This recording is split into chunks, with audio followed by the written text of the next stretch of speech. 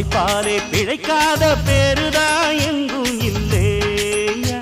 அரஹோயா அர சாமியோ சாமி அப்படி இருந்துட்டா காமி. கூலியோ கூலி எங்களை நம்பித்தா பூமி. பிறர் வாழ்வதே எங்க வேர்வையில் தான்.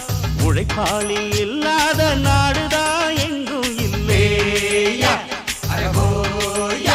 அவன் உழைப்பாலே பிழைக்காத